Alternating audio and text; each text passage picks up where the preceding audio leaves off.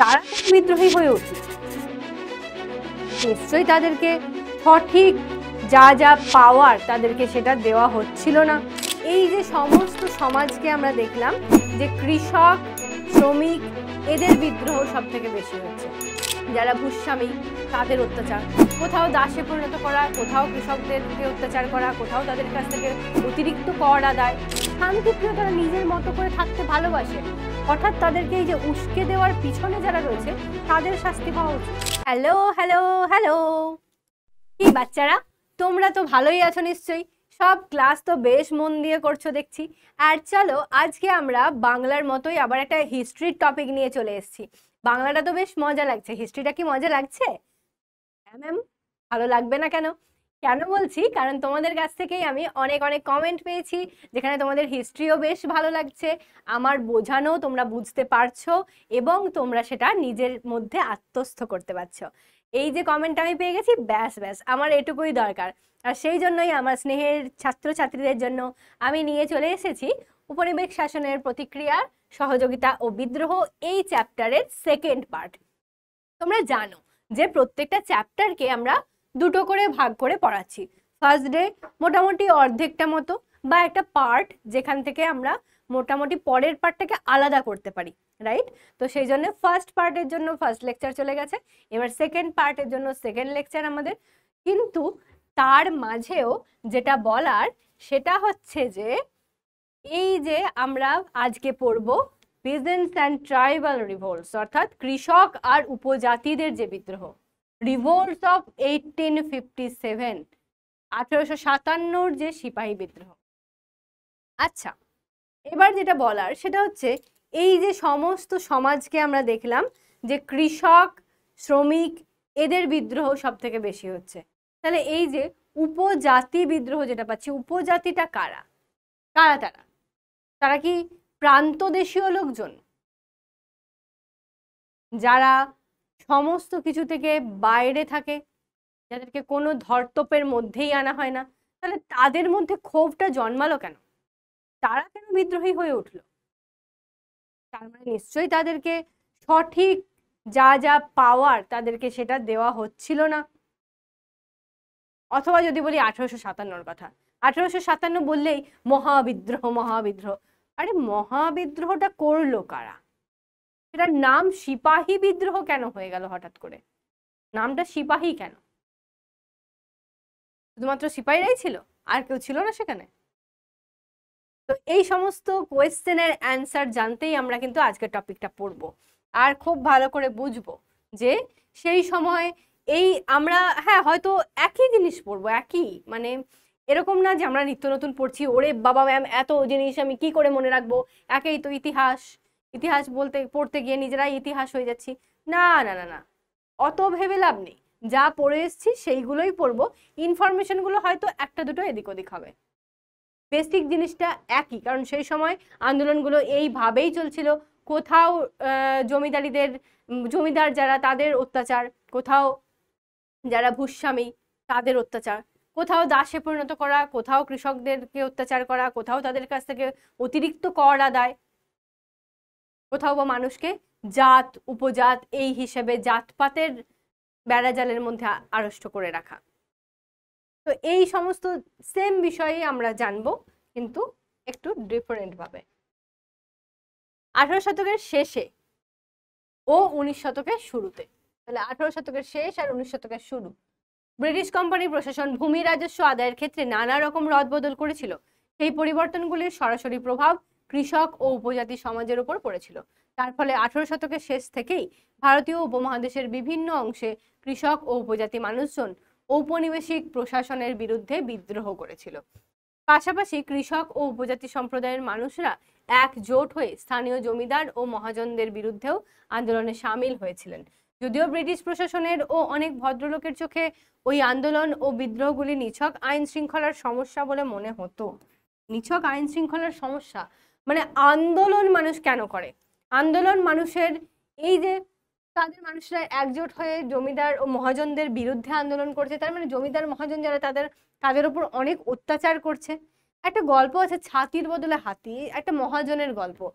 ছাতির বদলে হাতিতে কি হয়েছিল জানো তো? মানে একটা লোক একজনকে, এই যে মহাজন, সে তার যে সমস্ত প্রজা ইত্যাদি এরকম একটা লোককে একসময় ছাতা দিয়ে সাহায্য করেছিল। যে প্রচন্ড বৃষ্টি পড়ছে, ঘন্টার পর ঘন্টা লোকটা দাঁড়িয়ে আছে, তাকে বলেছিল যে ঠিক আছে তুই এক কাজ কর, আমার ছাতাটা নিয়ে যা, আমার ছাতাটা নিয়ে যা, নিয়ে বাড়ি যা, কোনো সময় দিবি এখন। এবার সেই লোক নিয়ে চলে গেছে, ঠিক আছে ছাতা নিয়ে যাব, পরে দিয়ে দেবো, মহাজনকে ফেরত দিয়ে দেবো। মহাজনকে যত সে ফেরত দিতে আসে তত বলে আরে আজ দিতে হবে না, পরে দিস পরে দিস, আরে আজ দিতে হবে না, পরে দিস পরে দিস, এই চলছে এই চলছে। চলতে চলতে এক সময় সেই ছাতা যখন সে ফেরত নিতে চাইলো, তখন বলল এই ছাতার দাম হয়েছে এত, কারণ তুই এত দিন ধরে ছাতাটা আমার কাছ থেকে নিয়ে রেখেছিস, তার সুদ আসল মিলিয়ে এই এত টাকা আমাকে দিতে হবে। সেটার অ্যামাউন্টটা হয়তো এমন যে সেখানে তখনকার দিনে জানো যে 1 টাকার মূল্যই অনেক ছিল, সেখানে হয়তো বললো 10,000 টাকা আমার লাগবে এই ছাতাটার জন্য। তো এইরকম অত্যাচার কারা সহ্য করবে, কতদিন সহ্য করবে? তাই তারা আন্দোলনে সামিল হচ্ছে।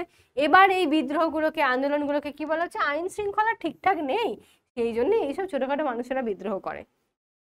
উপজাতি বিদ্রোহগুলোকে অসভ্য আদিম মানুষদের বিদ্রোহ বলে খাটো করা হতো। যারা উপজাতি তাদেরকে বলা হতো যে অসভ্য আদিম জাতি, তারা তারা এসব কিছু বোঝে না, তাদের আন্দোলন অত্যন্ত নিছক ফালতু জিনিস। কিন্তু বাস্তবে এইসব বিদ্রোহগুলি ঔপনিবেশিক শাসন বিরোধী আন্দোলনের এক একটা উদাহরণ।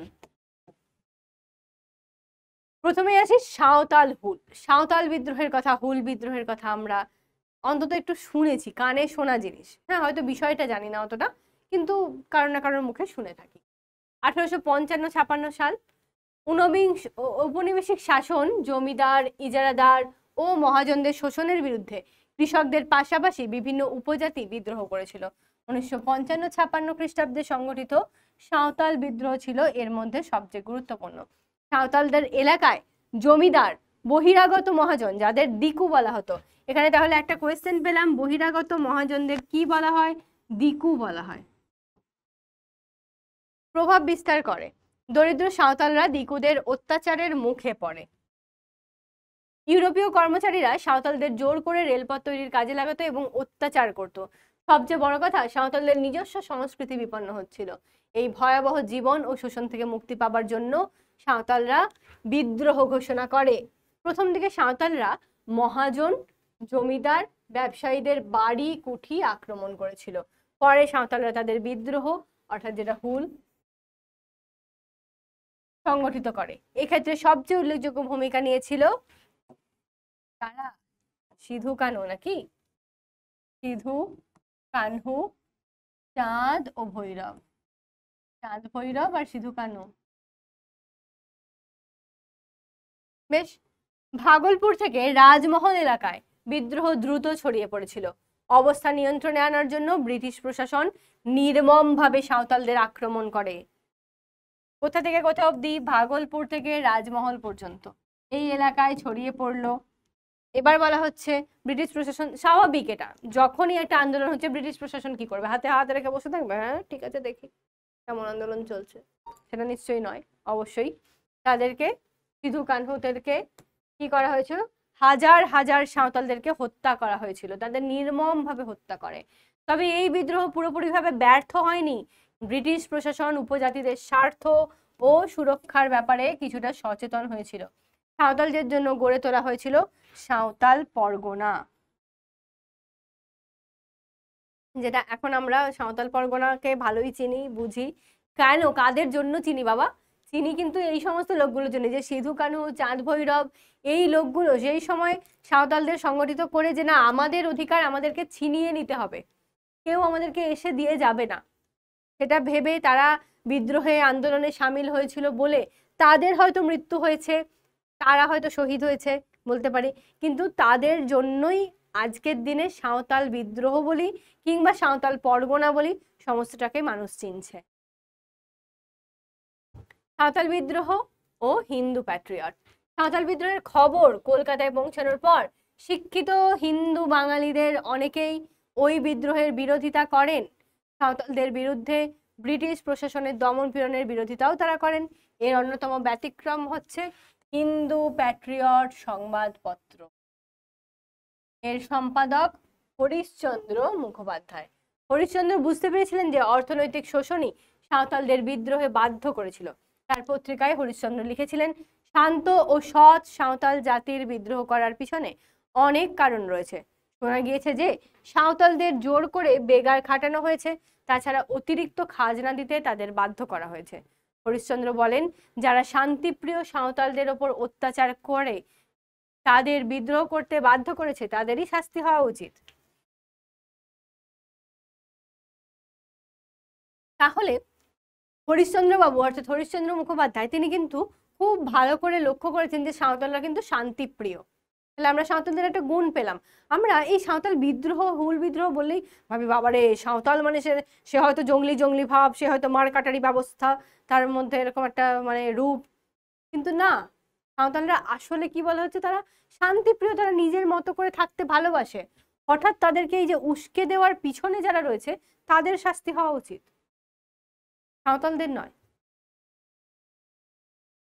সাঁওতালদের শাস্তি প্রাপ্য নয়। সাঁওতালরা শুধু চায় নিজেদের জঙ্গল, দেখো কি চাইছে, জঙ্গল উপত্যকার মধ্যে স্বাধীনভাবে জীবনযাপন করতে। ব্যাস, সাঁওতালদের দাবি এটুকু যে এই যে আমাদের বাড়ির আশেপাশে জঙ্গল আছে, সেই জঙ্গলে আমাদের অবাধ বিচরণ থাকবে, আমরা একটু গাছের ফল, একটু গাছের শুকনো ডাল ইত্যাদি নিয়ে এসে আমরা নিজেদের মতো করে রান্না করব, খাবো, আমরা মানে প্রকৃতিটাকে ব্যবহার করব। এই যে জিনিসটা, উপত্যকার মধ্যে স্বাধীনভাবে জীবনযাপন বলতে তারা যে উপত্যকায় থাকছে, কোনো নদীর উপত্যকা বা এলাকার মধ্যে, তাদের এলাকায় তারা শান্তিপূর্ণভাবে থাকতে চায়। কিন্তু সেটুকু ইংরেজ সরকার দেবে না, তাদের মধ্যেও ঝাঁপিয়ে পড়বে, সেখানেও নিজেদের অধিকার ফলাবে। তাহলে তো তারা বাধ্য হবে এরকম করতে। মালাবারের মোপলা বিদ্রোহ টুকরো কথায় আছে। দক্ষিণ ভারতের মালাবার অঞ্চল, কৃষকেরা ঔপনিবেশিক প্রশাসনের বিরুদ্ধে আন্দোলন গড়ে তুলছে। সেই দেখো একই জিনিস, ঔপনিবেশিক প্রশাসন, যারা উপনিবেশ স্থাপন করছে অর্থাৎ ইংরেজরা, তাদের বিরুদ্ধে আন্দোলন সব জায়গায় আলাদা আলাদা ভাবে কিন্তু গড়ে উঠছে। সেগুলির মধ্যে অন্যতম হচ্ছে মোপলা বিদ্রোহ।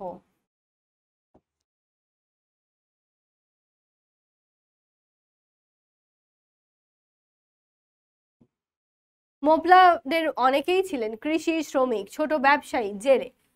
মোপলা একটা জাতি, তাদের মধ্যে অনেকেই ছিলেন শ্রমিক, ছোট ব্যবসায়ী, জেলে, এই সমস্ত বুঝতেই পারছো যারা একটু নিম্ন গোষ্ঠীর মানুষ আমরা তথাকথিত ভাবে বলে থাকি, যারা এই সমস্ত বৃত্তি দিয়ে তাদের সংসার চালায়। ব্রিটিশরা মালাবার দখল করার পর সেখানে গরিব কৃষকদের ওপর রাজস্বের বোঝা, বিভিন্ন বেআইনি কর চাপিয়ে দিয়েছিল। দেখো আমি টপিক শুরু করার আগেই বলে দিয়েছি যে বিষয়টা এক, তুমি সে বাংলার নীল বিদ্রোহই পড়ো আর এখানে মালাবারের বিদ্রোহী পড়ো, মোপলা বিদ্রোহী পড়ো না কেন, সব জায়গায় দেখো ব্রিটিশরা এলো, উপনিবেশ স্থাপন করলো। তারা কি করলো, কৃষকদের উপর অতিরিক্ত করের বোঝা চাপালো, তাদের কাছ থেকে বেশি বেশি ফসলও নেবে, বেশি বেশি করও নেবে। শ্রমিকদের ওপর অতিরিক্ত হারে কাজের প্রেশার দিল, তারা 15 ঘন্টা 16 ঘন্টা করে কাজ করতে লাগলো, তাদেরকে টাকা দেবে সামান্য, কাজ করাবে এত। সেম জিনিস, মুখস্থ করার দরকার নেই, জাস্ট কনসেপ্টটা মাথায় ঢুকিয়ে নাও, সব মনে থেকে যাবে। শুধু কি মুখস্থ করতে হবে বাবা, এটুকু যে দক্ষিণ ভারতের মালাবার এখানে মোপলাদের বিদ্রোহটা হয়েছিল, ব্যাস।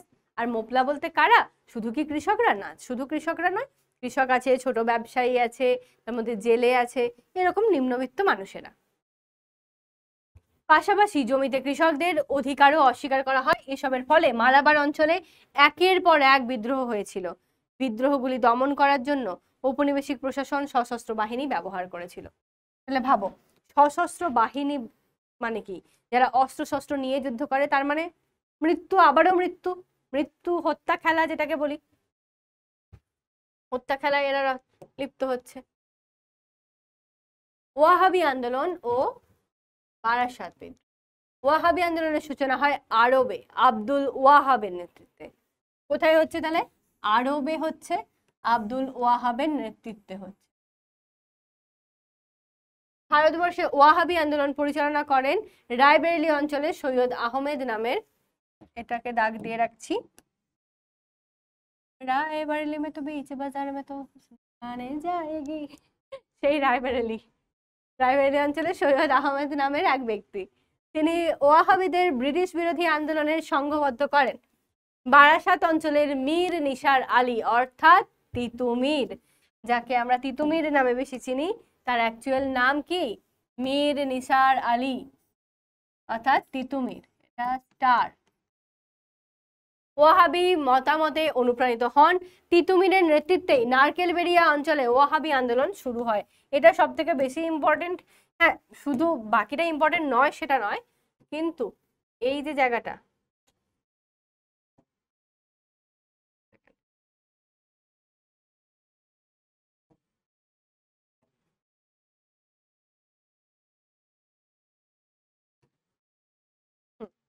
তো নারকেলবেড়িয়া অঞ্চলে তিতুমির যে অর্থাৎ মীর নিসার আলী তিতুমির, সে যে আন্দোলনটা শুরু করলো, এটা কিন্তু সব থেকে বেশি আমরা মনে রাখি যে ওয়াহাবি আন্দোলন মানে হচ্ছে নারকেলবেড়িয়া তিতুমির। নদিয়া, ফরিদপুর প্রভৃতি অঞ্চলে ওয়াহাবি আন্দোলন ছড়িয়ে পড়েছিল।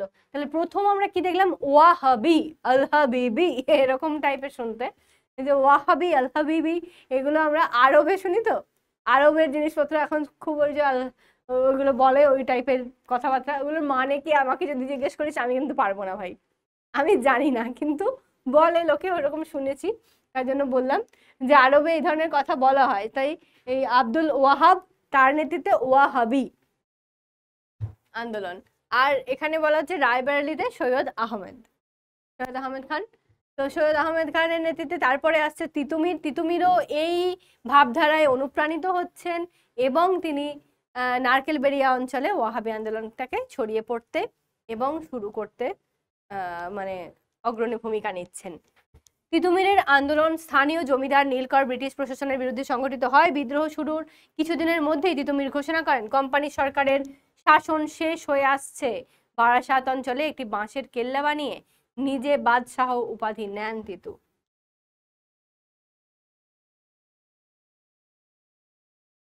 তিতুমিরের বাঁশের কেল্লা। নারকেলবেড়িয়া বা বারাসাত বিদ্রোহ দমন করার জন্য ব্রিটিশ বাহিনী কামান দেগে বাঁশের কেল্লা ধ্বংস করে দেয় 1831 সালে। তিতুমিরের বাঁশের কেল্লা বানিয়ে নিজেকে রাজা বাদশাহ বানিয়ে নিয়েছিল তিতুমির, আর সেই কেল্লা কিন্তু ধ্বংস করে দিচ্ছে ইংরেজরা। এবার আসছে নীল বিদ্রোহ। নীল বিদ্রোহ অলরেডি আমরা একটু আধটু জেনেছি, আবারও বলি। 1859-60 খ্রিস্টাব্দ বাংলায় নীল চাষ ও নীলকরদের অত্যাচারকে কেন্দ্র করে নীল বিদ্রোহ সংগঠিত হয়েছিল। এই বিদ্রোহে দুজন নেতা কে ছিলেন? বিষ্ণুচরণ বিশ্বাস আর দিগম্বর বিশ্বাস। নীল বিদ্রোহের পক্ষে বাংলার শিক্ষিত জনগণের অনেকেই নানাভাবে সহানুভূতি দেখিয়েছিলেন। 1860 খ্রিস্টাব্দে দীনবন্ধু মিত্র নীলদর্পণ নাটকে নীলকরদের অত্যাচারের কথা তুলে ধরেছিলেন। এটা নিশ্চয়ই জানো নীলদর্পণ নাটকের নামটা, এখান থেকে এমসিকিউ আসবে বা এসিকিউ আসতে পারে, তো ইম্পর্টেন্ট এখানটা। খ্রিস্টান মিশনারি রেভারেন্ড জেমস লং নীল বিদ্রোহের প্রতি সহানুভূতি ছিলেন। মানে ভাবো যে শুধুমাত্র যে মানুষ আমাদের দেশেরই এর সাথে যুক্ত ছিল সেরকম নয়, বা এটাকে সমর্থন করেছিল। রেভারেন্ড জেমস লং কিন্তু নীল বিদ্রোহের প্রতি সহানুভূতিশীল ছিলেন। হিন্দু প্যাট্রিয়ট আর সোমপ্রকাশ পত্রিকা নীল চাষীদের পক্ষে দাঁড়ায়। তাহলে কোন কোন পত্রিকা পক্ষে দাঁড়িয়েছিল বাবা? হিন্দু প্যাট্রিয়ট, যেটা আমরা আগে একবার পেলাম, আর সোমপ্রকাশ, এই দুটো পত্রিকা এরা নীল চাষীদের সঙ্গে দাঁড়িয়েছিল বা তাদের পক্ষে দাঁড়িয়েছিল। এসবের ফলে নীলকরদের ওপর চাপ বৃদ্ধি পেয়েছিল। 1863 খ্রিস্টাব্দে নাগাদ নীল বিদ্রোহ শেষ হয়ে যায়, আর পাশাপাশি বাংলা থেকে নীল চাষও ততদিনে প্রায় উঠে গিয়েছিল। আমরা দেখেছিলাম যে নীল চাষ করার জন্য কৃষকদেরকে বাধ্য করা হতো, তাই তো? কৃষকরা বাধ্য হয়ে নীল চাষ করতো, তারা পারতো না, তাও তাদেরকে দিয়ে জোর করে করানো হতো। ওই 10-12 জন নীল চাষি ছিল যারা মেনলি ওদের অন্য কৃষকদেরকে দিয়ে আর কি কাজ করিয়ে নিত, তাদের কাছ থেকে কর আদায় করতো, খাটিয়ে নিত, এই যে ব্যাপারগুলো। তাহলে তারা করতে না চাওয়ার সত্ত্বেও তাদেরকে করতে দেওয়া, আর সেটার জন্য যে বিদ্রোহ, সেটাই হচ্ছে নীল বিদ্রোহ। আর এখান থেকে আমরা শুধুমাত্র বেশ কিছু ছোট ছোট ইনফরমেশন পেলাম যেগুলো আমাদেরকে মুখস্থ রাখতে হবে। ফরাজি আন্দোলন। বাংলার ফরিদপুর অঞ্চলে হাজী শরিয়তুল্লাহ গরিব চাষিদের নিয়ে ফরাজি আন্দোলন গড়ে তোলেন। ফরাজি মতামতের প্রসারের ফলে স্থানীয় জমিদারেরা ভয় পেয়েছিল। বারাসাত বিদ্রোহের মতোই ফরাজি আন্দোলনেও জমিদার, নীলকর, ঔপনিবেশিক প্রশাসনের বিরোধিতা করা হয়েছিল। ফরাজি আন্দোলন ঊনবিংশ শতকের শেষ দিক পর্যন্ত চলেছিল। তাহলে এখান থেকে এটা মনে রাখতে পারি, পূর্ব বাংলার ফরিদপুর অঞ্চল হাজী শরিয়তুল্লাহ কে করেছিল। বাস। মুন্ডা উলগুলান উপজাতি ও কৃষক বিদ্রোহের অন্যতম বড় উদাহরণ ছিল বিরসা মুন্ডার নেতৃত্বে মুন্ডা উলগুলান। বিরসা মুন্ডা, বিরসা বানানটা বিরসা এটাও থাকে, ঠিক আছে, বয় হস্যইটা কেন দেওয়া আছে আমি জানি না, বাট বিরসা বীর হিসেবে বয় দীর্ঘই হয়। মুন্ডা উলগুলান বা মুন্ডা বিদ্রোহ।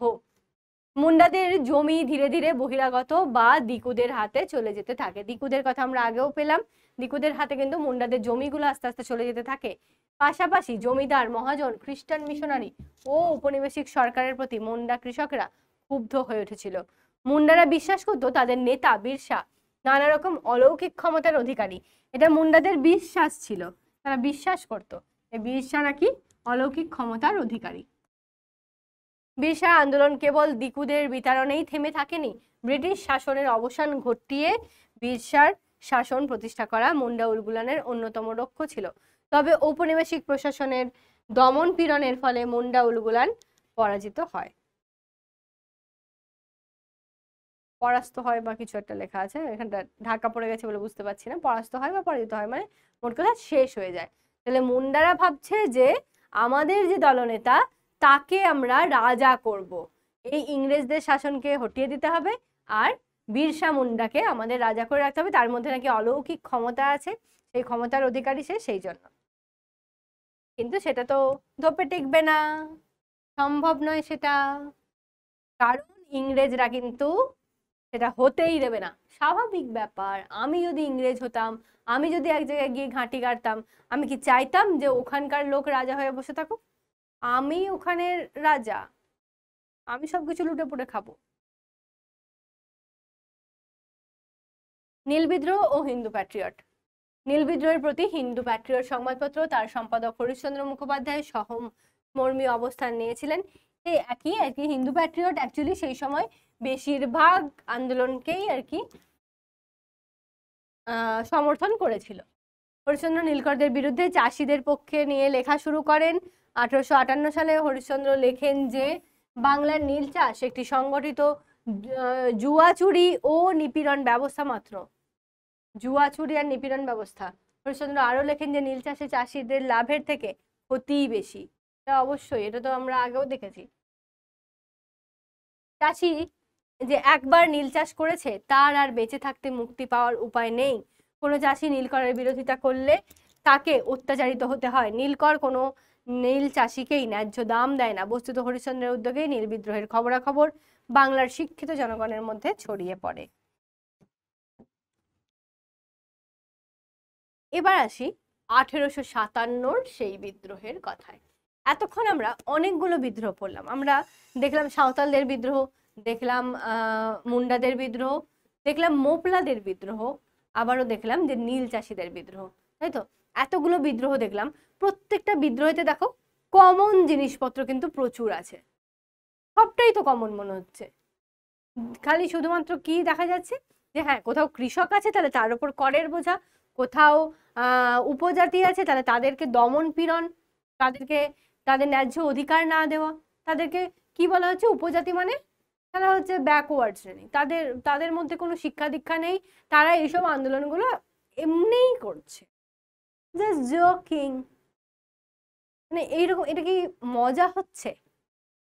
কিন্তু ইংরেজদের কাছে হয়তো মজাই ছিল, তাই জন্য তারা অনায়াসে সশস্ত্র বিপ্লবী বাহিনী অর্থাৎ সশস্ত্র বাহিনী তাদের যেগুলো ছিল তাদেরকে নামিয়ে অনায়াসে মানুষকে হত্যা করছিল, হত্যা লীলা চালাচ্ছিল, ঠিক তো? তো এটা গেল এতক্ষণ আমাদের এই ছোট ছোট বিদ্রোহগুলো। এবার আমরা যেটা দেখব সেটা হচ্ছে মহাবিদ্রোহ। অষ্টাদশ শতকের মাঝামাঝি সময় থেকে ব্রিটিশ কোম্পানি কিভাবে সেনাবাহিনী তৈরি করেছিল তা আগেই আলোচনা করা হয়েছে। এই সময় থেকে সেনাবাহিনীতে নানা রকম জাতি পরিচয়কে উস্কে দিত ব্রিটিশ কর্তৃপক্ষ। কিন্তু 1820-র দশক থেকে ক্রমশ সেনাবাহিনীতে নানা রকম সংস্কার করা হতে থাকে। কবে থেকে? 1820 থেকে। তার ফলে জাতিগত সুযোগ সুবিধার বদলে সমস্ত সেনাবাহিনীকে একই ছাঁচে ঢালার চেষ্টা হতো। তাহলে আগে যে জাতিগত সুযোগ সুবিধা দেওয়া হতো সেটার বদলে এটাকে বদল করা হলো, বদলে কি করা হচ্ছে? একই ছাঁচে সমস্তকে ঢালার চেষ্টা হতে লাগলো। সেই সময় থেকে কোম্পানি কর্তৃপক্ষের বিরুদ্ধে সেনাবাহিনীতে একটা বিরোধিতা শুরু হতে থাকলো। তার মানে যখনই আমি ধরো ব্রাহ্মণ, কথার কথা বলছি, আমি ব্রাহ্মণ নয় তাও বলছি, ধরো আমি ব্রাহ্মণ, আমি উচ্চবিত্ত, আমি যদি সেনাবাহিনীতে যোগ দিই তাহলে আমাকে আলাদা একটা ট্রিটমেন্ট দিতে হবে, আলাদাভাবে ট্রিট করতে হবে। তুমি ধরো শূদ্র, তুমিও সেনাবাহিনীতে যোগ দিচ্ছ, তোমাকে অবশ্যই আমার থেকে অনেক নিচু পোস্টে রাখতে হবে, ছোঁয়াছুঁয়ির বাইরে। রাইট? Right ma'am. কিন্তু এখানে ভাবা হচ্ছে যে না না, এখন আর ওই রকম করা হবে না, চলো সবাইকে এক ঢালা ঢেলে সাজানো যাক। যারা যারা খুব ভালো তাদেরকে সেনাপতির পরবর্তী পদেতে বা সামনের দিকে এরকম রাখা হবে, যারা একটু কম, যারা হয়তো ঘোড়ার সওয়ারি ভালো করতে পারে তাদেরকে একদিকে রাখা হবে। সেটা হতে পারে মেষে ব্রাহ্মণ, হতে পারে বৈশ্য, হতে পারে শূদ্র, যা খুশি তাই হোক, বাট এইভাবে ঢেলে সাজানো হবে। তখন কিন্তু হয়ে যাচ্ছে মাথা গরম। চলো এবার বিদ্রোহ করি। ওই অসন্তোষের পটভূমির মধ্যে 1857 খ্রিস্টাব্দের মহাবিদ্রোহের আভাস পাওয়া গিয়েছিল। ওই বছরের গোড়ার দিকে কলকাতার দমদমে সেনা ছাউনি সিপাহীদের মধ্যে বন্দুকের টোটা নিয়ে গুজব ছড়িয়ে যায়। বলা হতে থাকে যে নতুন এনফিল্ড রাইফেলের টোটাগুলি নাকি গরু ও শূকরের চর্বি মেশানো। এই টোটাগুলি রাইফেলে ভরার আগে দাঁত দিয়ে কেটে নিতে হয়। সেই জন্য এনফিল্ড রাইফেলের কথাটা মনে রাখবে। বিদ্রোহের একটা মেন কারণ হচ্ছে এটা, যে সেই সময় একটা গুজব ছড়ানো হতে থাকে যে এনফিল্ড রাইফেলের মধ্যে যে টোটা থাকে, যেটা দাঁতে করে ছিঁড়ে তারপরে ইয়ে করতে হয়, সেই দাঁতে করে যে ছিঁড়বে তার মধ্যে যদি গরু আর শূকরের মাংস মেশানো থাকে বা চামড়া মেশানো থাকে, তাহলে হিন্দুরা সেটাকে দাঁতে কাটবে না। তাদের মধ্যে একটা অসন্তোষ সৃষ্টি হচ্ছে যে আচ্ছা তোমরা তার মানে আমাদের ধর্মভ্রষ্ট করতে চাইছো, এরকম একটা ভাব সৃষ্টি হচ্ছে। সেই নিয়েই কিন্তু এই যুদ্ধটার শুরু, একটা অসন্তোষের সৃষ্টি হচ্ছে এই কারণেই। তার ফলে সিপাহীদের মনে বিশ্বাস তৈরি হয় যে কোম্পানি ষড়যন্ত্র করে তাদের জাত ও ধর্ম নষ্ট করার চেষ্টা করেছে। যদিও ওই গুজবটি খানিকটা ঠিকই ছিল। দ্রুত সারা দেশে সেনা ছাউনিতে গুজব রটিয়ে পড়ে। সঙ্গে সঙ্গে সতর্ক হয়ে ব্রিটিশ কোম্পানি টোটা বানানো বন্ধ করে দেয়। সিপাহীদের নানা রকম সুযোগ সুবিধা দিয়ে কোম্পানির শাসনের প্রতি আস্থা ফিরিয়ে আনার চেষ্টা করা হয়। কিন্তু কিন্তু এই যে কিন্তুটা চলে এসছে, এখানেই মেন ব্যাপার। বিশ্বাস ভেঙে গিয়েছিল তার প্রমাণ খুব তাড়াতাড়ি পাওয়া যায়। 1857 খ্রিস্টাব্দের মার্চ মাসের শেষের দিকে ব্যারাকপুরের সেনা ছাউনিতে, ব্যারাকপুরে এখনো ওই সেনা ছাউনির জন্য বিখ্যাত, তোমরা হয়তো জেনে থাকবে, কেউ কেউ ব্যারাকপুর এলাকা থেকেও হয়তো ভিডিও দেখছো, তারাও জানবে ব্যারাকপুরের সেনা ছাউনির কথা। সিপাহী মঙ্গল পাণ্ডে এক ইউরোপীয় সেনা আধিকারিককে গুলি করেন। মঙ্গলের সহকর্মীরা কর্তৃপক্ষের আদেশ পেয়েও মঙ্গলকে গ্রেপ্তার করেনি। দ্রুতই তাদের সকলকে গ্রেপ্তার করে ফাঁসির বন্দোবস্ত করা হয়। তাহলে মঙ্গল পাণ্ডে কিন্তু একজন ইউরোপীয় সেনা আধিকারিককে গুলি করে দিয়েছিল।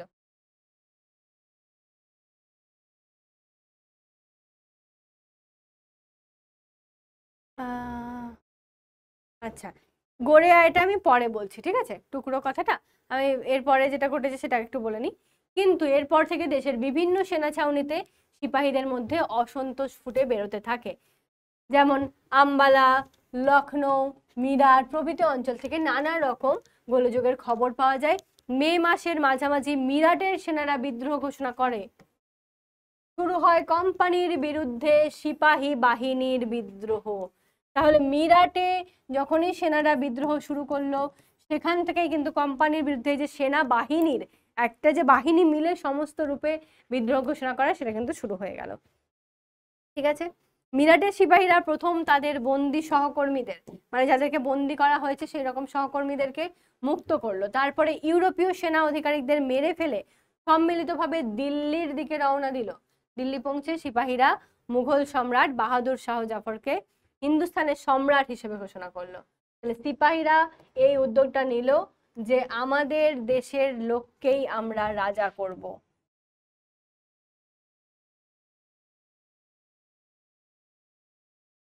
ধীরে ধীরে উত্তর পশ্চিম প্রদেশ ও অযোধ্যার বিভিন্ন সেনাছাউনিতে বিদ্রোহ ছড়িয়ে পড়ে। অনেক জায়গাতেই বিদ্রোহী সিপাহীদের সঙ্গে স্থানীয় কিছু অভিজাত ও সাধারণ জনগণ একজোট হয়েছিল। ফলে দ্রুতই সিপাহীদের বিরুদ্ধে বিদ্রোহ গণবিদ্রোহের আকার ধারণ করে। তাহলে কি বলা হচ্ছে, একদিকে থাকছে সিপাহীরা আর তার সাথে আবার যোগ দিচ্ছে জনগণ, এর সাথে অ্যাড হচ্ছে জনগণ। জনগণ যেখানে অ্যাড হবে, যেখানে যোগ দেবে, সেই জায়গার জনপ্লাবনকে তোমরা কি থামিয়ে রাখতে পারবে? ধরো তুমি একটা দুর্গাপুজোর সুন্দর প্যান্ডেল করেছো, করে ভাবছো যে এই প্যান্ডেলটা আমি যে করেছি, আমি খুব নিরিবিলিতে নিরালায় চুপচাপ বসে বসে মা দুর্গাকে দেখবো, প্যান্ডেলটাকে উপভোগ করব, আমি এখানেই বসে বসে সারাটা দিন সময় কাটাবো, সেটা কি আদৌ পসিবল? পসিবল নয় তো। জনপ্লাবন যেখানে দেখতে পাবে সেখানেই ঝাঁ করে সবাই ঢুকে যাবে। ওই যে ওখানে হয়েছে, চল সবাই মিলে চল, দিয়ে সবাই মিলে ওখানে চলে যাবে, আর কিন্তু তুমি শান্তিতে দেখতে পাবে না। তো সেই রকমই যেমন হবে, জনপ্লাবন যেদিকে যায় সেদিকে ওই যে কাতারে কাতারে লোক যেতেই থাকে। এই আজকে অমুক জায়গায় এই বাজার খুলেছে, এখানে অমুক এই খুলেছে, চল এখানে অফার দিচ্ছে, সবাই মিলে চললো। মানে এগুলো দেখে দেখে আমরা বিরক্ত হয়ে যাচ্ছি। ঠিক সেই রকমই মানে যদি ভাবি, তো এই যে বিদ্রোহ, যেখানে মানুষের একবার যোগ দেওয়ার ইচ্ছা হয়েছে, যখন দু চারটে লোক আরো কিছু লোককে নিয়ে এই যে জনপ্লাবন, একটা জনগণ যখন বিদ্রোহতে ঢুকে যাচ্ছে, তখন কিন্তু সেটা একটা গণবিদ্রোহের আকার নিচ্ছে। সেটা আর শুধুমাত্র সিপাহী বিদ্রোহ, ওই দু চারটে লোকের মধ্যে, সিপাহীদের মধ্যে সীমাবদ্ধ থাকছে না। তবে এই কথা মনে করার কোনো কারণ নেই যে ব্রিটিশ কোম্পানির সমস্ত সিপাহী বাহিনী এই বিদ্রোহে যোগ দিয়েছিল। মাদ্রাজ আর মুম্বাই বাহিনীর সিপাহীরা বিদ্রোহ থেকে সরেছিল। তাহলে কারা কারা সরেছিল? মাদ্রাজের আর মুম্বাইয়ের সিপাহীরা। অন্যদিকে পাঞ্জাবি আর গোর্খা সিপাহীরাও কার্যত বিদ্রোহী সিপাহীদের দমন করার ক্ষেত্রে ভূমিকা নিয়েছিল। প্রধানত বেঙ্গল আর্মির সিপাহীরা বিদ্রোহ ঘোষণা করেছিল। কারা? বেঙ্গল আর্মির সিপাহীরা। আসলে বেঙ্গল আর্মির মধ্যে বেশিরভাগ ভারতীয় সিপাহী ছিল, অর্থাৎ কোম্পানির অধীনে মোট সিপাহীর প্রায় অর্ধেকই ছিল বেঙ্গল আর্মিতে। ভাবতে পারছো? মানে মাদ্রাজ বলো, মুম্বাই বলো, আদার্স যে কোনো জায়গায় বলো না কেন, তার থেকে মানে বেঙ্গলেরই হাফ লোক ছিল। সেদিক থেকে দেখলে বোঝা যায় সিপাহী বাহিনীর প্রায় অর্ধেক অংশই কোম্পানির বিরুদ্ধে বিদ্রোহ ঘোষণা করেছিল। বেঙ্গল আর্মির বেশিরভাগ সিপাহী আদতে অযোধ্যার বাসিন্দা ছিল। অযোধ্যার প্রায় প্রতিটি কৃষক পরিবার থেকেই কেউ না কেউ সিপাহী হিসেবে সেনাবাহিনীতে যোগদান করেছিল। অযোধ্যা রামচন্দ্রের জায়গা। কোম্পানির তরফে যেসব সংস্কার সিপাহী বাহিনীতে করা হয়েছিল সেগুলি অযোধ্যাবাসী সিপাহীদের অভিযোগ ছিল। তাদের বেতন কমে যাওয়া, এখানটা মনে রাখবে কি কি, বেতন কমে যাওয়া, অন্যান্য সুযোগ সুবিধা না পাওয়া, এই সমস্ত বিভিন্ন বৈষম্যের অভিযোগ তাদের মধ্যে উঠেছিল। তাছাড়া 1856 খ্রিস্টাব্দে কোম্পানি ঘোষণা করে যে সিপাহীদের নিজের নিজের অঞ্চলের বাইরে গিয়েও কাজ করতে হবে, কিন্তু সে বাবদ আলাদা কোনো ভাতা সিপাহীরা পাবে না। ভাতা মানে বুঝতেই পারছো, তাদের রোজগার বা টাকা পয়সা। এদিকে কোম্পানি শাসন ভারতীয় উপমহাদেশের মধ্যে ছড়িয়ে পড়তে থাকে, তাই বিভিন্ন অঞ্চলে সিপাহীদের পাঠানোর প্রয়োজন হয়। এমনকি যেসব সিপাহীরা যেতে অরাজি হতো তাদের বিরুদ্ধে শাস্তিমূলক পদক্ষেপ নেওয়া হতো। স্বাভাবিকভাবেই একটা কাজেতে ধরো জুড়ছি আমি, যে কোনো জায়গায় তুমি কাজ করছো, কোনো একটা কোম্পানির হয়ে কাজ করছো, সেই কোম্পানি তোমাকে কোথায় রাখবে সেটা তো সব জায়গায় সবার তো এটা ভ্যারি করে, তাই না? যে কখনো কাউকে দিয়ে দিল পুনে, কোথাও দিয়ে দিল হায়দ্রাবাদ, কাউকে দিয়ে দিচ্ছে ব্যাঙ্গালোর, যে যেখানে জব করে সেরকম, কাউকে দিয়ে দিচ্ছে কলকাতা। তাহলে ধরো তুমি কলকাতার মানুষ, তোমাকে ব্যাঙ্গালোরে গিয়ে কাজ করতে হবে। অবশ্যই তুমি করতে বাধ্য, কারণ তুমি একটা কোম্পানির এমপ্লয়ি, তোমাকে কাজ করতে হবে। কিন্তু যদি কোম্পানি বলে তুমি কলকাতায় আছো 10,000 টাকায়, তোমাকে ব্যাঙ্গালোরে গিয়েও 10,000 টাকাতেই পোষাতে হবে, তাহলে তো মুশকিল। তোমার এরিয়া নয়, এত দূরে তুমি ব্যাঙ্গালোরে যাওয়া আসা করবে, তার খরচাতেই বোধহয় 10,000 টাকা শেষ হয়ে যাবে। ধরো সেটাও বাদ দিচ্ছি, তোমাকে ওখানে গিয়ে ঘর ভাড়া নিয়ে খেয়ে দিয়ে কোনোভাবে তোমাকে নিজের জীবনটাকে চালাতে হবে নিজের টাকাতেই। তাহলে তুমি এখন নিজের বাড়ি থেকে একটা হয়তো কলকাতায় ট্রাভেল করে তুমি চাকরি করছো, তুমি 10,000 টাকা পাচ্ছ, তোমার পুষিয়ে যাচ্ছে 6-7 হাজার টাকায়। কিন্তু সেটা কি বাইরে গিয়ে পোষাবে? পোষাবে না। তাহলে কোম্পানির কি উচিত? হ্যাঁ, আমি কাজের জন্য পাঠাবো, কিন্তু টাকাটাও 2000, 4000, 5000 যা হোক কিছু বাড়াবো, ঠিক, কিন্তু সেটা বাড়াবে না, কোম্পানিও আরেক বাড়াবো না।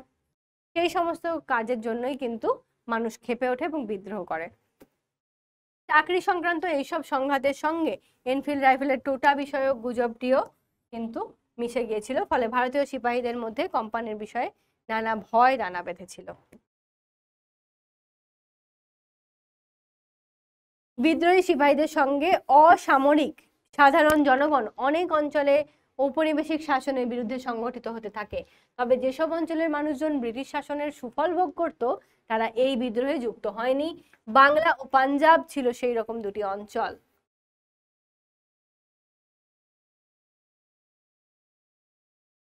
বেশ, বাঙালি শিক্ষিত সমাজের অনেকেই এই বিদ্রোহকে নিন্দা করেছিল। প্রায় পুরো দক্ষিণ ভারতে এই বিদ্রোহের আওতার বাইরে ছিল। অসামরিক জনসাধারণ জনগণ যারা বিদ্রোহে যোগ দিয়েছিল তাদের মধ্যে মূলত দু ধরনের মানুষের প্রাধান্য ছিল। বেশ কিছু সামন্তপ্রভু জমিদার ব্রিটিশ কোম্পানির বিরুদ্ধে নীতির ফলে নিজেদের সুযোগ সুবিধা ও অধিকারকে হারিয়েছিল, যেমন লর্ড ডালহৌসির সত্ত্ব বিলোপ নীতির ফলে অনেক আঞ্চলিক রাজ্য কোম্পানির শাসনের আওতায় চলে গিয়েছিল। ফলে ওই সমস্ত অঞ্চলের অভিজাত সম্প্রদায় কোম্পানি বিরোধী অবস্থান থেকে বিদ্রোহে যোগ দিয়েছিল।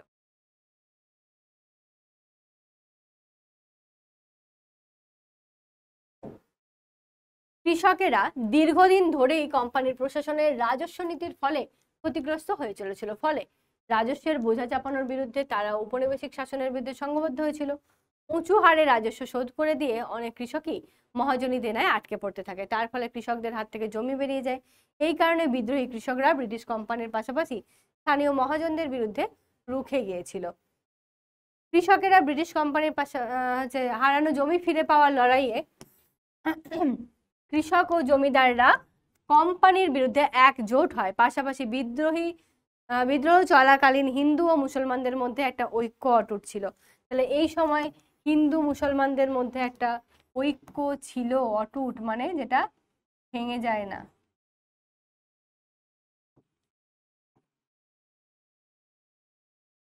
বস্তুত কোনো একটি কারণের ফলে 1857 খ্রিস্টাব্দের বিদ্রোহ হয়নি।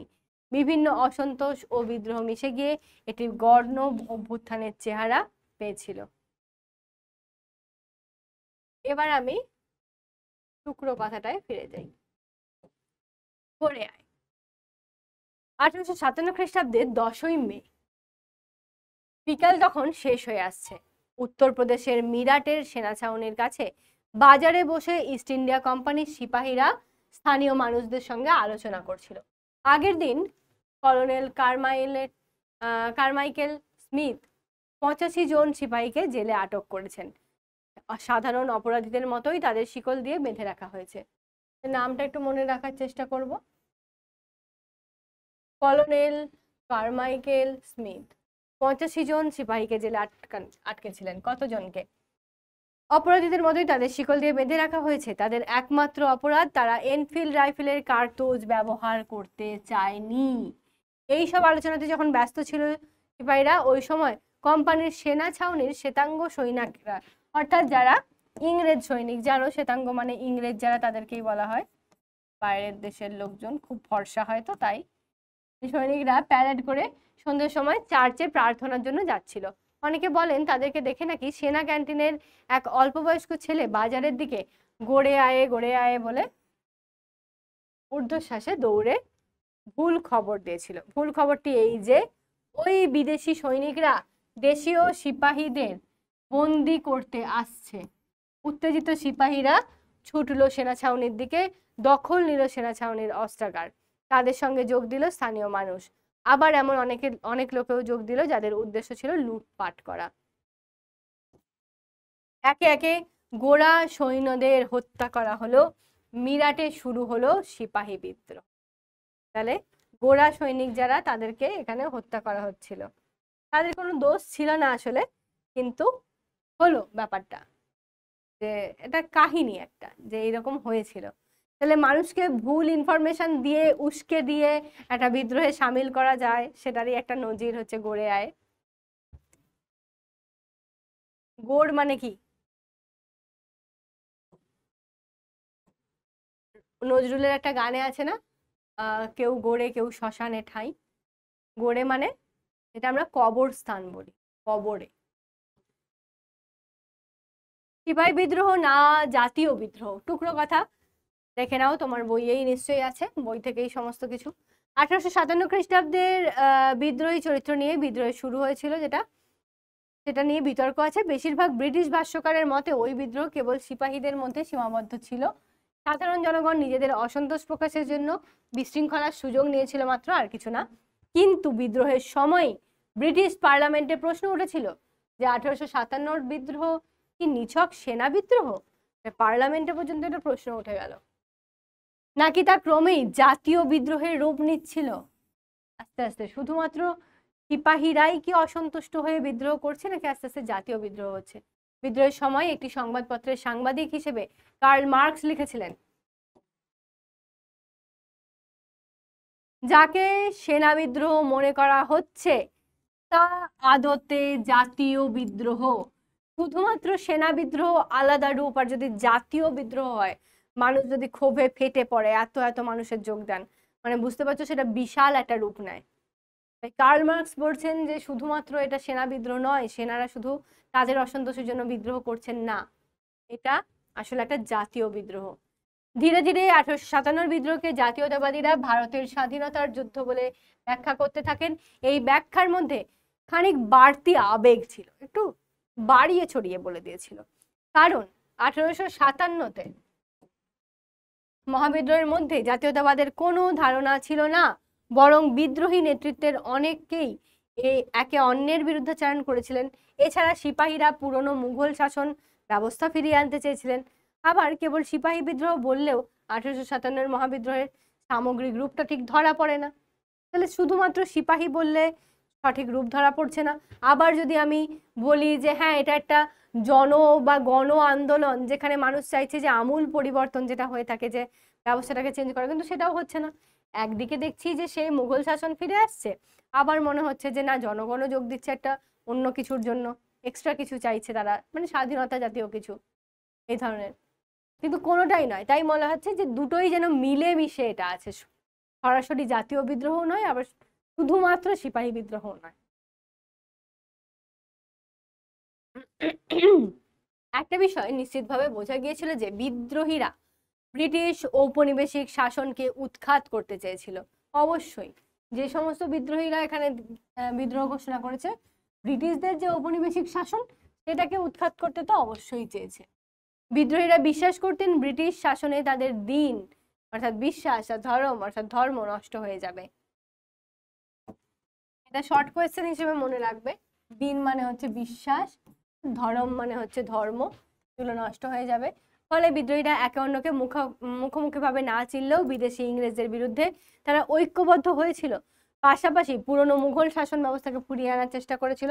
একই কথা, দেখো একই কথা বারবার বলা আছে। অনেক জায়গায় সামন্তপ্রভু জমিদাররা বিদ্রোহের সঙ্গে জড়িয়ে পড়ে, বরং অনেক সামন্তপ্রভু জমিদার খানিক পরিস্থিতির চাপে জনগণের বিদ্রোহে আবার যোগও দিয়েছিল। এমনকি বাহাদুর শাহ জাফর নিজেও বিদ্রোহীদের তরফে নেতৃত্ব প্রস্তাব পেয়ে অবাক হয়ে গিয়েছিলেন। ঝাঁসি রানী লক্ষ্মীবাই, আচ্ছা এখানটা একটু দাগ দিই, বাহাদুর শাহ জাফর, ঝাঁসি রানী লক্ষ্মীবাই, নানা সাহেবকেও খানিক জোর করেই সিপাহীরা বিদ্রোহে টেনে এনেছিল। ফলে সামন্তপ্রভু ও জমিদারদের অংশগ্রহণের ওপর 1857 বিদ্রোহ শুধুমাত্র নির্ভর করে ছিল না। প্রায় সমস্ত অঞ্চলেই বিদ্রোহীরা নিজেদের মধ্যে আলাপ আলোচনা সভা কর্তব্য ইত্যাদি ঠিক করতো। তারপরে এক গ্রাম থেকে অন্য গ্রামে চাপাটি মানে রুটি পাঠানোর মধ্যে দিয়ে খবরাখবর আদান প্রদান করা হতো। মানে চাপাটির মধ্যে দিয়ে বা রুটির মধ্যে দিয়েও যে খবরাখবর আদান প্রদান করা যায়, এটা ভাবনারও অতীত, কিন্তু তারা ভেবেছিল। ব্রিটিশ কোম্পানি অবশ্য চূড়ান্ত দমন পীড়নের মাধ্যমে বিদ্রোহ দমন করেছিল। 1857 খ্রিস্টাব্দের সেপ্টেম্বর মাসের শেষ দিকে দিল্লি পুনরায় অধিকার করে নেয় কোম্পানির সেনাবাহিনী। মুঘল সম্রাট বাহাদুর শাহ জাফরকে বন্দি করে আর কোথায়, রেঙ্গুনে নির্বাসিত করা হয়। সমস্ত দমন পীড়নের সত্ত্বেও বিদ্রোহ থেমে যায়নি। 1859 খ্রিস্টাব্দের গোড়ার দিকে ব্রিটিশ সেনারা উত্তর ও মধ্য ভারতের বিভিন্ন অংশে সিপাহীদের হারিয়ে দেয়। বস্তুত ব্রিটিশ কোম্পানির বিরুদ্ধে বিদ্রোহীরা অসম যুদ্ধ চালিয়েছিল। বিদ্রোহীদের না ছিল যথেষ্ট সম্পদ, না ছিল কোনো যথেষ্ট লোকবল, তাছাড়া তাদের অস্ত্রশস্ত্র নিজেদের মধ্যে যোগাযোগ ব্যবস্থাও উন্নত ছিল না। তার উপর বিদ্রোহীরা প্রায় সকলে দিল্লিতে জড়ো হওয়ার ফলে বেশি দূর বিদ্রোহ ছড়াতে পারেনি। কার্যত দিল্লি পুনর্দখল করার মধ্যে দিয়ে ব্রিটিশ কোম্পানি বিদ্রোহের অনেকটাই দমন করেছিল। বাহাদুর শাহ জাফরের বিচার। টুকরো কথা। মুঘল বাদশাহের লালকেল্লার দেওয়ান-ই খাসে বসে শাসন চালাতেন মুঘল বাদশাহ। সেখানে 1857 খ্রিস্টাব্দের 27শে জানুয়ারি শেষ মুঘল বাদশাহ বাহাদুর শাহ জাফরের বিচারের জন্য আদালত বসে। আগে দেওয়ানি খাসের বাইরে 82 বছরের বৃদ্ধ সম্রাটকে প্রায় 1.5 ঘন্টা দাঁড় করিয়ে রাখা হয়। ভাবো, 82 বছরের বৃদ্ধ সম্রাট, দেওয়ানি খাসের বাইরে তাকে প্রায় 1.5 ঘন্টা দাঁড় করিয়ে রাখা হয়। তারপর তাকে ভিতরে ডেকে সাধারণ আসনে বসতে দিয়ে শুরু হয় তার বিচার। দীর্ঘ সময় ধরে এই বিচার চলার মধ্যে সাক্ষীদের জেরা করার সুযোগও মুঘল সম্রাটকে দেওয়া হয়নি। 1858 খ্রিস্টাব্দের 29শে মার্চ বৃদ্ধ সম্রাটকে দোষী ঘোষণা করে বর্মার রেঙ্গুনে নির্বাসন দেওয়া হয়।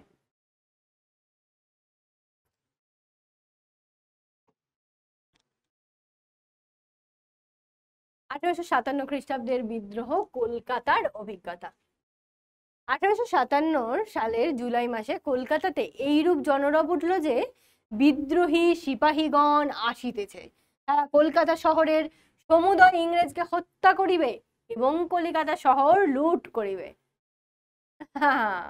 বেশ তো মজা। মানে বলা হচ্ছে যে একটা জনরব উঠছে। কারা আসছে? সিপাহীরা আসছে। সিপাহীরা এসে কি করবে? তারা কলকাতা শহরের সমুদয় মানে সমস্ত ইংরেজদের হত্যা করবে আর কলকাতা শহরে লুট করবে। শহর বানানটা আগেকার দিনে দন্তস্ব লেখা হতো, এখন অবশ্যই তালব্যস্ব। আর এই শহর আর এই শহরের মধ্যে কোনো পার্থক্য নেই।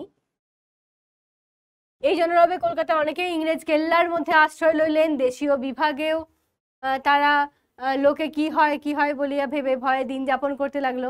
ইংরেজ ফিরিঙ্গি ও দেশীয় খ্রিস্টানগণ সর্বদা অস্ত্র শস্ত্র লইয়া বেড়াইতে লাগিলেন। কারা কারা? ইংরেজ ফিরিঙ্গি আর দেশীয় খ্রিস্টান যারা, তারা তো খ্রিস্টান ধর্ম গ্রহণ করে নিয়েছে। আর তো তারা দেশের লোক নেই, তারা বিদেশি হয়ে গেছে খ্রিস্টান ধর্ম গ্রহণ করে। সেই জন্য বলছে যে তারা সর্বদা অস্ত্র শস্ত্র নিয়ে ভয়ে ভয়ে তারা থাকতে লাগলো। বন্দুকের দোকানের পসার অসম্ভব বেড়ে গেল। বন্দুকের দোকানের পসার বেড়ে গেল মানে কি বাবা? পসার বেড়ে যাওয়া মানে বন্দুক লোকে বেশি বেশি করে কিনতে লাগলো। সবাই সবার কাছে একটা করে রাখবে, রেখে এবার যখনই কেউ আসবে বের করে ডিসুম করে দেবে। ওই জন্য নিজের কাছে কিন্তু সবসময় রাখতে থাকলো। ইংরেজগণ ভয়ে ভীত হয়ে গভর্নর জেনারেল লর্ড ক্যানিংকে, সেই সময় তাহলে গভর্নর জেনারেল কে ছিলেন? লর্ড ক্যানিং, অদ্ভুত পরামর্শ দিতে লাগলেন। কারাদের অস্ত্রশস্ত্র হরণ করো, কঠিন সামরিক আইন জারি করো, ইত্যাদি ইত্যাদি। ক্যানিং তাহাতে কর্ণপাত করিলেন না। আজ শোনা গেল দেশীয় সংবাদপত্র সকলের স্বাধীনতা হরণ করা হইবে। কালি কথা উঠিল, রাত্রি 8টার পর মাঠের ধারে যায় তাহাকেই গুলি করে। সন্ধ্যার পর বাজার বন্ধ হইতো। একটা জিনিসের প্রয়োজন হইলে পাওয়া যাইতো না। লোকে নিজ বাসাতে 2-4 জনে বসিয়া অসংকোচে রাজ্যের অবস্থা ও রাজনীতি সম্বন্ধে নিজ নিজ মত প্রকাশ করিতে সাহস করিত না। মনে হইতো প্রাচীরগুলি বুঝি শুনিতেছে। কিছু অধিক রাত্রে গড়ের মাঠের সন্নিকটবর্তী রাস্তা দিয়া আসিতে গেলেই পদে পদে অস্ত্রধারী প্রহরী জিজ্ঞাসা করিত, হুকুমদার, অর্থাৎ হু কামস দেয়ার।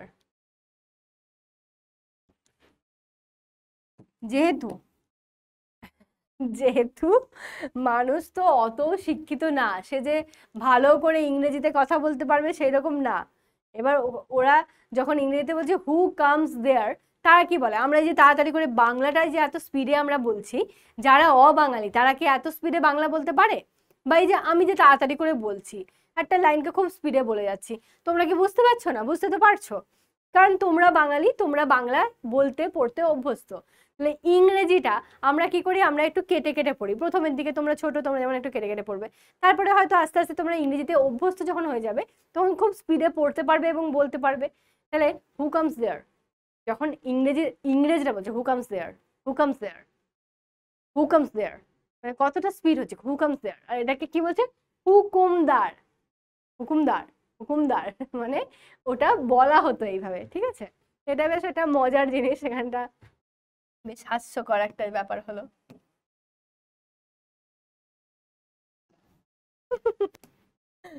মজার, তাই জন্য একটা ইমোজি দিয়ে দিলাম।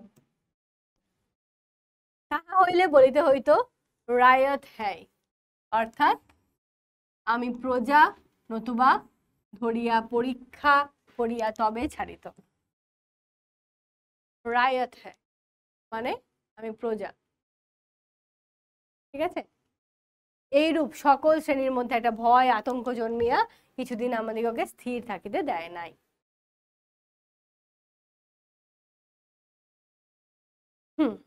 টুকরো কথা শেষ, এবার আসি মেন কথায়। 1857 খ্রিস্টাব্দের বিদ্রোহের অভিঘাতে ভারতে ব্রিটিশ ইস্ট ইন্ডিয়া কোম্পানির শাসন লোপ পেয়েছিল।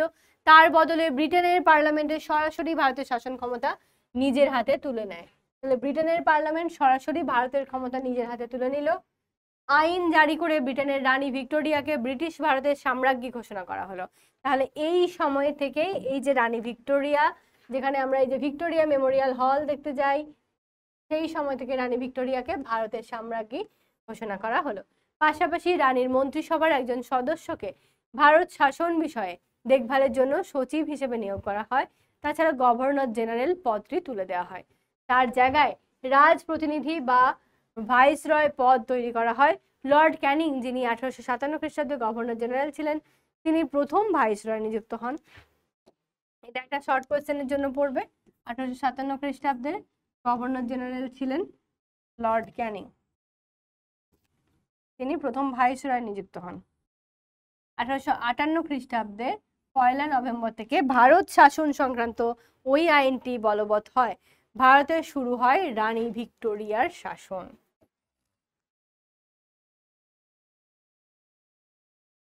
বেশ, তাহলে এই রানী ভিক্টোরিয়ার শাসন চালুর হওয়ার মধ্যে দিয়ে আমাদের চ্যাপ্টারটাও এখানে শেষ হয়ে গেল। আমরা তাহলে এই আজকের হিসেবে কি কি পড়লাম সামারি আমরা কিন্তু পড়েছি। আচ্ছা, এক এক করেই বলি। প্রথম থেকে আমরা কি কি পড়লাম দেখে আসি। প্রথমে আমরা সাঁওতালদের পেয়েছি বোধহয়, হ্যাঁ প্রথমে পেয়েছি সাঁওতালদের কথা।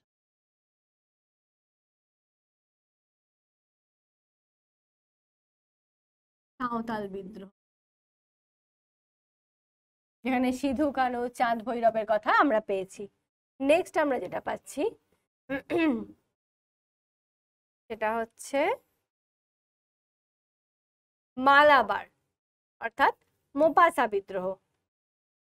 তারপর ওয়াহাবি,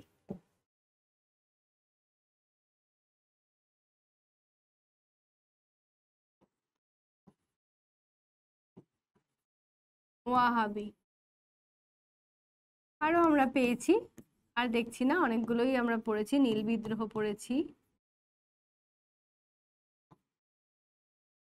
ঠিক এরকম বিদ্রোহগুলো পড়লাম।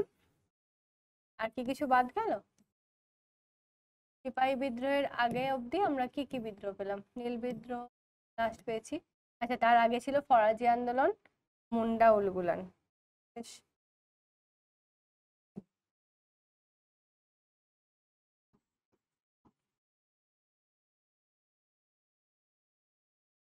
ফরাজি আন্দোলন পড়লাম,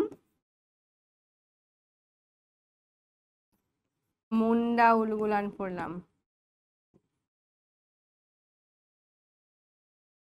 উলগুলান, এই কটা পেলাম আমরা ছোট ছোট বিভিন্ন কৃষক বা নিম্ন গোষ্ঠীর যে সমস্ত শ্রেণী, উপজাতি যারা, তাদের যে বিদ্রোহ, সেই সমস্ত মিলিয়ে। আর এদিকে আমরা যেটা পেলাম সেটা কি পেলাম? 1857 সিপাহী বিদ্রোহ।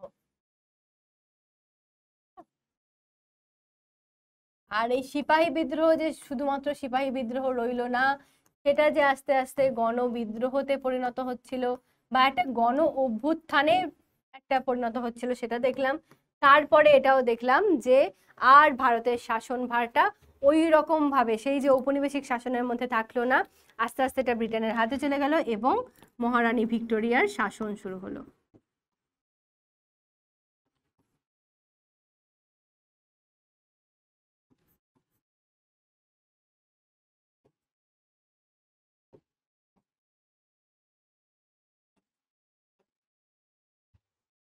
বেশ,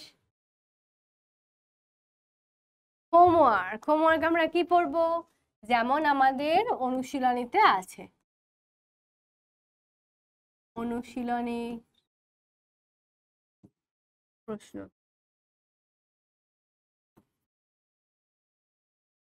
যেমন অনুশীলনীতে আছে সেইভাবে আমরা পড়তে থাকবো, কারণ খুব একটা বাইরে থেকে আসে না। এখান থেকে তোমরা যা যা আছে তোমাদের এমসিকিউজ, এসএকিউজ যা কিছু আছে সেগুলো দেখবে। তার সাথে সাথে যেটা দেখার সেটা হচ্ছে এই যে প্রত্যেকটা আন্দোলনের নেতাগুলোর নাম দেখবে। ওটা হয়তো আলাদা করে বলা উচিত আমার, তাই বলে দিলাম। আন্দোলনের, নিজেরা তো নিশ্চয়ই ওটা পড়ে মুখস্থ করবেই, তাও বলে দিই, আন্দোলনের নেতাদের নাম, বিভিন্ন আন্দোলন, যে আন্দোলনের সঙ্গে যে যে যুক্ত সেই সমস্ত নেতাদের নামগুলো আমাদেরকে মনে রাখতে হবে। আর যদি কোথাও সাল তারিখ দেওয়া থাকে, যেখানে যেখানে সাল তারিখ দেওয়া থাকবে সেই সাল তারিখগুলোকে মনে রাখতে হবে একটু। বেশ, এখান থেকে গেল। আর যেটা দেখবো সেটা হচ্ছে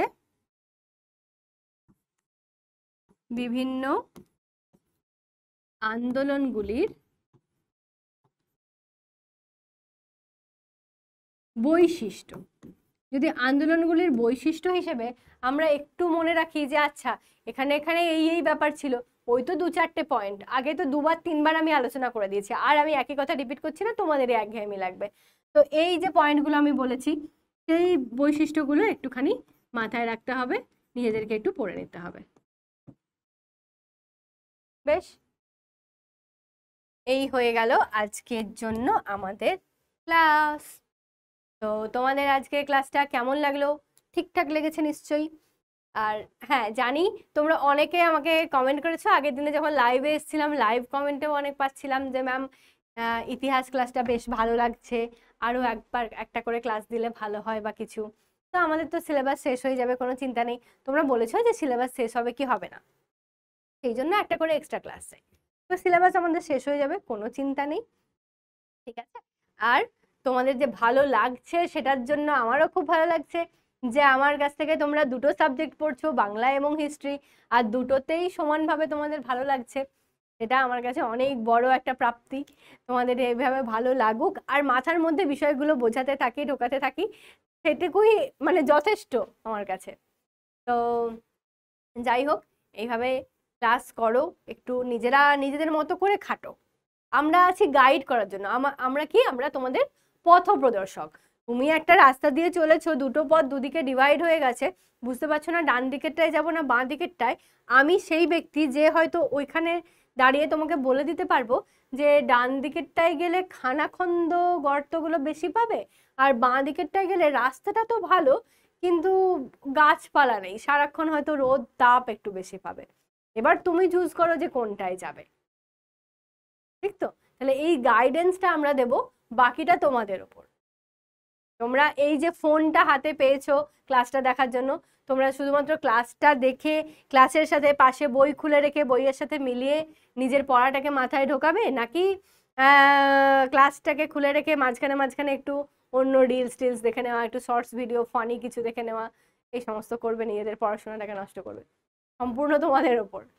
তো যাই হোক, এই পথপ্রদর্শক হিসেবে এটুকুই বলবো যে ইতিহাস এমন কিছু কঠিন নেই, তোমাদেরটা অন্তত খুব কঠিন নেই, কিন্তু যেটুকু আছে সেটুকুর মধ্যে দেখবে এই একঘেয়েমি একই জিনিসটা অনেক আছে, বাট মনে রাখার খুব সুবিধা। আমরা আগের চ্যাপ্টারগুলোতেও যা যা যেমন যেমন বৈশিষ্ট্য পেয়েছি ঠিক তেমন তেমন বৈশিষ্ট্য এখানেও পেলাম। আমি তো হাজারবার ধরে বলে দিলাম, সেই কৃষকদের ওপর করের বোঝা, সেই শ্রমিকদের ওপর অত্যাচার, সেই সিপাহীদের ওপর তাদের কোনো ভেদাভেদ না রাখা, একই রকম জিনিস সেই 2-4টে পয়েন্টে আছে। যেগুলো একটু পড়লেই মনে রাখা যায়। তাই ইতিহাসে ভয় একদম নয়, যেটুকু করবে সময় সারণী বানিয়ে নেবে। যদি সেটাও বলে দিই, আমি থ্যাংক ইউ স্লাইডের আগে একটা জিনিস বলে দিতে পারি, সেটা হচ্ছে সময় সারণী বানাবে। ঠিক আছে, যখনই সময় সারণী বানাবে কি করবে, একদিকে লিখবে যে কোনো বিদ্রোহ বা কোনো কিছু ঘটে থাকলে সেটার নাম, সাপোজ আমি এখন লিখে দিচ্ছি মহাবিদ্রোহ, যেহেতু এখন আজকে আমরা মহাবিদ্রোহটাই মেনলি দেখলাম, মহাবিদ্রোহ লিখলাম, এদিকে লিখে রাখলাম 1857। ঠিক, বেশ তো। এবার ধরো তুমি হয়তো পরে পড়ছো, কথায় কথায় এটা বলছি, যে কোনো সময় অন্য কিছু পড়ছো, তখন তুমি লিখবে যে বঙ্গভঙ্গ, বঙ্গভঙ্গ আন্দোলন তুমি হয়তো পড়ছো কোনো সময়, বঙ্গভঙ্গ লিখলে 1905। এই সময় সারণীটা একান্তই তোমার নিজের, তোমার নিজের জন্য, নিজে বোঝার জন্য, মুখস্থ রাখার জন্য একটা সময় সারণী বানাবে। ঠিক, নিজে যেটুকু যেভাবে বুঝবে, যাতে মনে রাখতে পারো। আর এটাই হবে তোমাদের সেই অস্ত্র, যেটার দ্বারা তোমরা কিন্তু সমস্ত উত্তরগুলো করে আসতে পারবে, সমস্ত কিছুকে জয় করতে পারবে। বেশ, আজকে আমার এটুকুই বলার ছিল।